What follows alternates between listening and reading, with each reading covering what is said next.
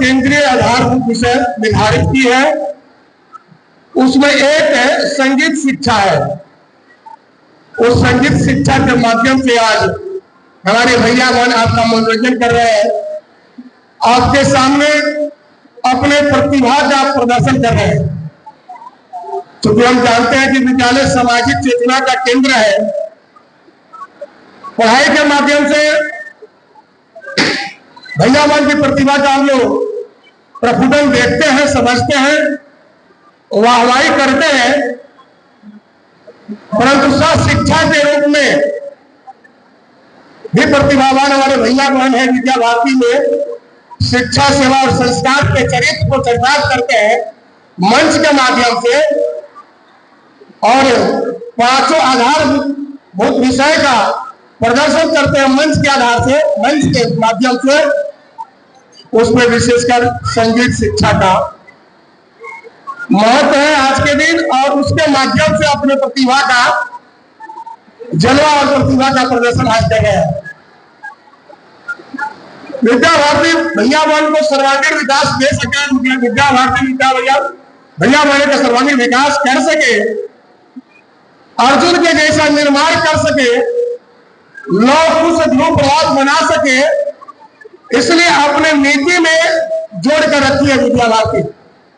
वंदना भी हम करते हैं वहां से, उस वंदना में भी 5 हमारे आधार विषय का क्रियान्वयन है। और आज ये रंगमंचीय कार्यक्रम हो रहा है। इस रंगमंचीय कार्यक्रम में भी 5 आधार विषय का मंचन होना है। अभी तक 3 विषयों का मंचन हो गया है, 2 आधारभूत विषय का मंचन होना है। जो सूची हम देख रहे थे, तो सूची कहती है कि 5 आधारभूत विषय इसमें आएंगे, और भैया बहन का जो प्रतिभा है उसके माध्यम से आप सबके सामने आएगा। और इस विद्या के माध्यम से, इस शिक्षा के माध्यम से, इस आधारभूत विषय के माध्यम से अर्जुन के जैसा बालक निर्माण हमारी विद्या भारती करती है। अर्जुन में क्या विशेषता है भाई?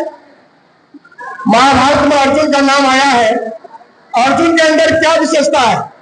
तो अर्जुन है तो भगवान कृष्ण विशेषता के कारण पार्थ कहा करते थे। पार्थ, अर्जुन को पार्थ कहा करते थे। और पार्थ में 5 लेटर है अंग्रेजी के। पार्थ जो शब्द है सो अंग्रेजी के 5 लेटर है। पहला है P फॉर पॉजिटिव। अरे भैया बहन को अपने शिक्षा अध्ययन के क्षेत्र में, या व्यक्ति समाज को किसी भी क्षेत्र में समाज काम कर रहा है, तो उसमें पॉजिटिव सोचना चाहिए, सकारात्मक सोच होनी चाहिए। उस व्यक्ति को सफलता जिस क्षेत्र में वो काम कर रहा है मिलेगी। ये भाव पॉजिटिव, सकारात्मक सोच। दूसरा है पार्थ में ए, दूसरा लेटर उसमें ए है। ए फॉर एम, यानी लक्ष्य। यानी जिस व्यक्ति के अंदर है, जिस व्यक्ति के जिंदगी में लक्ष्य है, एम है सामने, आप ट्रेन पर चढ़ गए हैं और टिकट नहीं है, पता नहीं है, टिकट में लिखा नहीं कहाँ जाना है, तो कहीं चले जाइएगा, लक्ष्य तक नहीं पहुंचिएगा। इसलिए जीवन में ए फॉर एम यानी लक्ष्य होना चाहिए जीवन में। अर्जुन के पास यह गुण थी। अर्जुन कभी नेगेटिव सोचा नहीं, कभी वो लक्ष्य से ओझल हुआ नहीं। सामने आपको ध्यान है कौरव पांडव का जब है परीक्षा दुर्योधन ले रहे थे, उसमें आपके सामने है कि अर्जुन ने कहा था कि मेरा लक्ष्य चिड़िया का वो पुतली है। पेड़ पौधे कहानी दिखाई नहीं पड़ रही थी अर्जुन को, जिसको दिखाई पड़ रही थी वो लक्ष्य भेद नहीं पाया। इसलिए विद्या भारती जो बालक का निर्माण कर रही है, वैसे बालक अर्जुन जैसा जो पॉजिटिव सोचता है, लक्ष्य रखता है।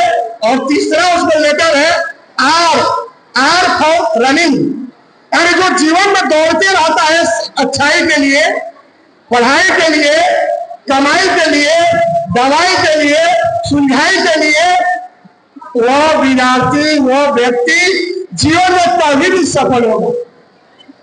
Running to running, are for running. वो व्यक्ति सफलता के सोपान को प्राप्त करता है। यह गुण अर्जुन के अंदर निहित था। यह गुण विद्या भारती में पढ़ने वाले भैया मन के अंदर होता है। चौथा लेटर उसमें है टी, पाठ में चौथा लेटर है T, T for time management.